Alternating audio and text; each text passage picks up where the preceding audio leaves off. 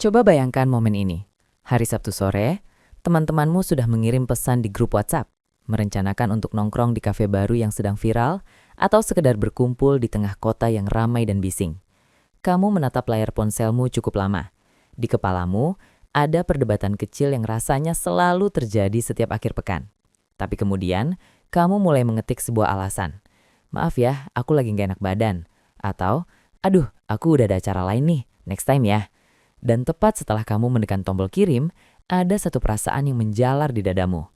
Bukan penyesalan, bukan kesedihan, melainkan sebuah kelegaan yang luar biasa. Rasanya seperti melepaskan beban berat yang sedari tadi menekan bahumu. Kamu mengganti pakaian kerjamu dengan kaos paling nyaman, menyalakan lampu kamar yang sedikit redup, dan menyadari satu hal. Malam ini, kamu tidak perlu kemana-mana. Kamu tidak perlu menjadi siapa-siapa. Kamu hanya perlu berada di rumah. Kalau skenario ini terdengar seperti cuplikan dari kehidupanmu sendiri, selamat datang. Malam ini, kita akan membicarakan tentang dirimu. Mungkin selama ini kamu sering merasa ada yang salah dengan dirimu. Di dunia yang terus-menerus meromantisasi gaya hidup aktif, di mana media sosial dipenuhi dengan foto-foto orang yang tertawa di tengah keramaian, traveling ke tempat-tempat eksotis dan selalu terlihat sibuk di luar sana, memilih untuk diam di rumah seringkali membuatmu merasa seperti karakter pendukung yang membosankan. Kamu mungkin pernah mendengar label-label itu disematkan padamu. Dibilang kuper, kurang pergaulan, antisosial, atau bahkan dianggap pemalas yang tidak tahu cara menikmati masa muda.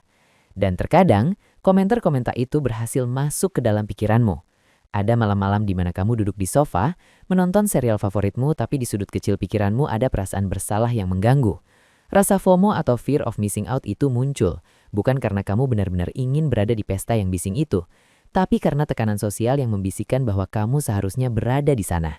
Kamu merasa terasing dari definisi kebahagiaan orang kebanyakan. Kamu mulai bertanya-tanya, apakah kebiasaanmu menolak ajakan keluar ini adalah sebuah kecacatan karakter? Mengapa bagi orang lain bersosialisasi dan berada di keramaian terlihat begitu mudah dan menyenangkan, sementara bagimu rasanya seperti mendaki gunung yang melelahkan? Tolong dengarkan ini baik-baik. Merasa lebih bahagia di rumah, memilih kesunyian di atas hiruk-pikuk bukanlah sebuah kesalahan. Itu sama sekali bukan indikator bahwa hidupmu tidak bermakna. Sebaliknya, hal itu adalah bagian dari bagaimana dirimu didesain secara alami. Mari kita bicarakan apa yang sebenarnya terjadi di dalam kepalamu dari sudut pandang psikologi. Ada sebuah konsep yang disebut sebagai teori arousal optimal atau tingkat rangsangan optimal. Sederhananya begini, setiap manusia dilahirkan dengan sistem saraf yang memiliki ambang batas toleransi yang berbeda-beda terhadap rangsangan dari luar. Bagi sebagian orang, dunia yang sepi itu menyiksa. Mereka membutuhkan tingkat stimulasi yang tinggi untuk merasa hidup. Mereka butuh suara dentuman musik, warna-warni lampu kota, dan interaksi dengan banyak orang agar otak mereka merilis hormon kebahagiaan. Tapi bagi kamu, sistem sarafmu bekerja dengan cara yang sama sekali berbeda. Kamu memiliki apa yang sering disebut sebagai preferensi stimulasi rendah. Otakmu sudah sangat aktif secara natural. Kamu sangat peka terhadap sekitarmu. Setiap obrolan basa-basi, setiap suara kendaraan yang lewat, setiap perubahan ekspresi wajah lawan bicaramu, semuanya diserap dan diproses oleh otakmu dengan sangat dalam.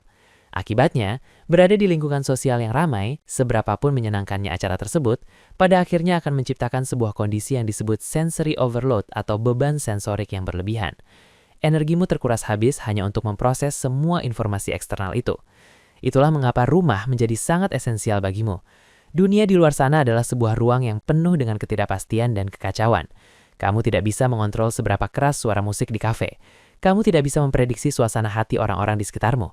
Dan kamu tidak bisa tiba-tiba pergi begitu saja saat energi mentalmu habis. Di sisi lain, rumah menawarkan satu hal yang sangat mahal harganya bagi sistem sarafmu. Di rumah, kamu memiliki kendali penuh atas segalanya. Kamu yang menentukan seberapa terang cahayanya, musik apa yang diputar di latar belakang, pada suhu berapa pendingin ruangan diatur, dan siapa saja yang boleh berinteraksi denganmu. Bagi orang dengan sensitivitas tinggi, memiliki kendali atas lingkungan sensorik ini bukanlah sebuah kemewahan, melainkan sebuah kebutuhan dasar untuk bertahan hidup dan menjaga kewarasan. Coba perhatikan, bagaimana kamu menjalani hari-harimu.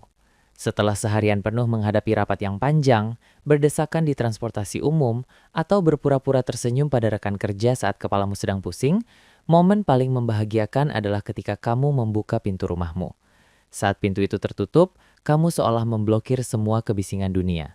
Kamu mungkin menyeduh secangkir teh panas atau kopi kesukaanmu, duduk di sudut sofa yang sudah membentuk lekuk tubuhmu karena saking seringnya kamu duduki, dan kamu membiarkan keheningan mengambil alih. Banyak orang berpikir bahwa mereka yang betah di rumah adalah orang-orang yang tidak melakukan apa-apa. Padahal, justru di dalam keheningan itulah pikiranmu benar-benar hidup. Tanpa adanya distraksi dari dunia luar, otakmu memiliki ruang gerak yang luas untuk memproses emosi-emosi yang rumit, melakukan refleksi diri yang mendalam, atau sekedar melamunkan ide-ide kreatif. Ingatkah kamu saat ide-ide terbaikmu muncul? Atau saat kamu tiba-tiba menemukan solusi untuk masalah pekerjaan yang rumit? Kemungkinan besar, itu tidak terjadi saat kamu sedang mengobrol di tengah keramaian.